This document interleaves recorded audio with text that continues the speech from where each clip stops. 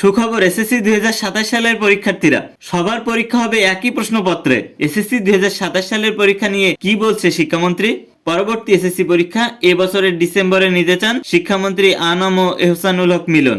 অর্থাৎ 2027 সালে যাদের পরীক্ষা হওয়ার কথা ছিল তাদের পরীক্ষা 2026 সালের ডিসেম্বর মাসে হতে পারে।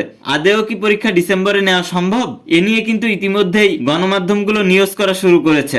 এসএসসি 2027 সালে পরীক্ষা নিয়ে চূড়ান্ত সিদ্ধান্তটা কি? ডিসেম্বর মাসেই যে পরীক্ষা হবে এরকম কোনো ডেট ফিক্সড হয়নি কিংবা চূড়ান্ত সিদ্ধান্ত হয়নি। তবে শিক্ষামন্ত্রী চান ডিসেম্বরে পরীক্ষা নিতে। যেহেতু তিনি চান ডিসেম্বরে পরীক্ষা নিতে, তাহলে কিন্তু ডিসেম্বরে পরীক্ষা আয়োজন করা হতে পারে। এসএসসি পরীক্ষা নিয়ে শিক্ষামন্ত্রীর সিদ্ধান্ত কি? সেশন জট ছাড়াতে ডিসেম্বরে পরীক্ষা হতে পারে।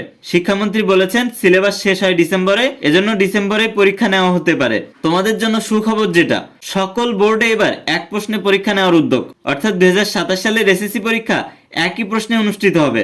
যে কয়টা বোর্ড আছে সব বোর্ডে একই প্রশ্নপত্রের পরীক্ষা হবে। এসএসসি পরীক্ষা নিয়ে শিক্ষামন্ত্রীর স্পেশাল বৈঠকও কিন্তু ইতিমধ্যে বসেছে।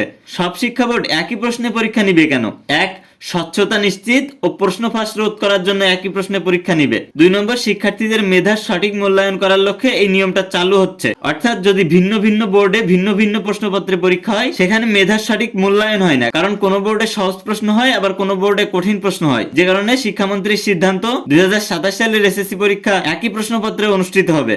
আর তোমরা যারা পরীক্ষার আগে আমাদের স্পেশাল সাজেশন শিট নিয়ে একটা ভালো প্রস্তুতি নিতে চাও, আমাদের স্পেশাল সাজেশন শিট থেকে যে কমন আসে এবং 2026 সালের পরীক্ষায় যে কমন আসছে কিনা সেটা দেখেই কিন্তু আমাদের স্পেশাল সাজেশন শিট তোমরা সংগ্রহ করতে পারবে। তো তোমাদের নিতে হবে না, তোমরা প্রমাণ দেখো, জাস্ট প্রমাণ দেখো আমাদের শিট থেকে 2026 সালের পরীক্ষায় কমন আসছে কিনা। তো যারা প্রমাণ দেখতে চাও এবং স্পেশাল সাজেশন শিট সংগ্রহ করতে চাও তারা আমাদের স্ক্রিনে দেওয়া হোয়াটসঅ্যাপ নম্বরে যোগাযোগ করতে পারো।